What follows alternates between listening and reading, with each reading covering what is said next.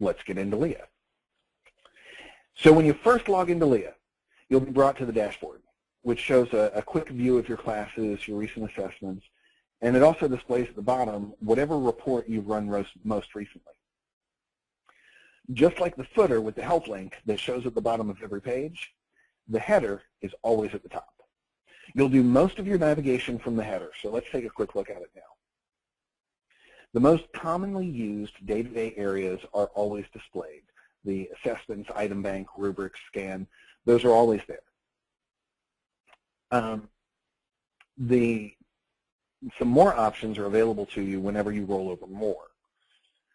Also, when you scroll down the page some, the navigation header collapses into a single line so that it takes up less space, but you can also see that all those options are still there. The gear that displays next to your username will take you to your account options, and that includes things like your user profile and payment settings, and then the icon next to it will log you out. As I mentioned, the everyday items are always displayed on the menu, but most of the items that you need for initial setup are there in the More menu, and so that's where we're going to start. Before we do that, though, I want to just touch on some stuff that we've already covered. These three things are like the survival skills of LeAH, and they'll really get you far. So use the navigation menu to get around.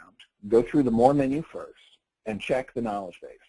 It's very well documented now, and we're continuing to expand that knowledge base as we move on. Now, on to the nuts and bolts. All right, so the purpose of LeAH, as you know, is to support formative assessment by helping create, administer, and analyze classroom assessments. And it makes pretty graphs, too. But before we can get to the graphs, we need to set up our classes, set up students and seat them in our classes, and set up standards.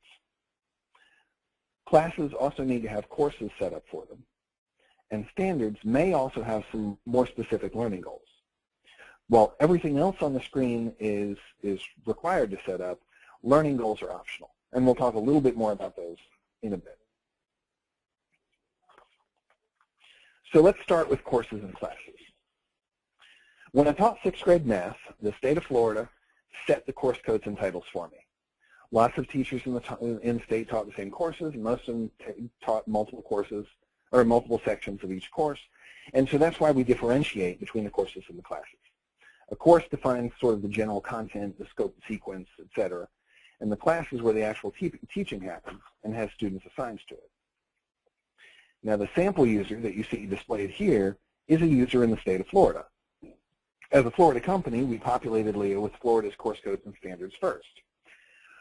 When any of you from another location come to this screen, you won't see these course codes, but that shouldn't be a problem because you can add new courses relatively quickly by clicking here on Add Course in the action bar. When you click that, it'll open this, and this is where you'll put the course number and name of whatever courses you're teaching. In most cases, the official course number and name will be on your class roster or schedule, but this portion of the system is built to support schools and districts who use LeAH, so it's not too important for individual users to get the number and the name exactly right. So you can use some fun names if you like, just as long as you use something different for each course that you teach, and you can keep it straight. The top displays the name of your school. So if you left this blank when you registered for your account, that'll say not provided, which can be a little misleading, but it just means that you don't have a name for your school. Then you put in the course code, which is usually a number, and the name of the course.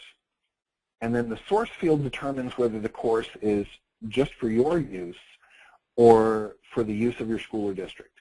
Again, as individually registered users, that field has no effects for you, and you can just ignore it. Then click Save, and you've got your course in. If you run into any difficulties entering course codes or any of the other setup tasks that we're going to talk about, feel free to reach out to us or submit a help ticket, and we'll support you in that process. Now, although you might not have any of these preloaded courses displayed, I'd like to use this window to show you the gray filter bar. Lots of screens in LeAH have this gray bar, and it behaves the same way on every view. So I'll just demonstrate it real quick. To filter the results that are showing on a screen, select any one of the fields listed in the Filter By dropdown, and then fill in a keyword that you want to search by in that field. You may select a sort option as well if you like. Then click Add Filter, and then click Apply Filter and Sort to apply that filter to the list. You can repeat the process to add additional filters until you see only the items in the list that you want to see. When you're ready to go back and look at the whole list again, simply click Clear Filter.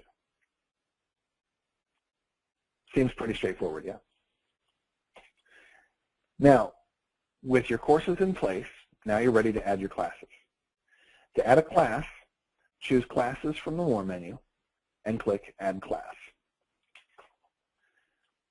You're going to enter a name for the class that makes sense to you. It can be the same as the course name, but it doesn't have to be. Select the course from the drop-down list, and as you type in the course name or number, the contents of the drop-down list are going to filter down to only those things that match. So even if there's a long list of courses there, as you start to type in the code, you'll see that drop-down list gets shorter and shorter, and then you can click on the right one. A lot of our drop-downs do that to help you find the right content quickly. Then select the term, such as fall, spring, or the school year, and the period of the day that your class meets. Now, to ensure data integrity, we've decided to maintain the academic terms list at our level. So terms for the following academic year will be populated in LeAH by the end of May. Finally, you can either save and keep the window open to add a new class, or save and close the window to continue. All right, so we've got courses and classes taken care of. What questions do you have about that part of the process so far?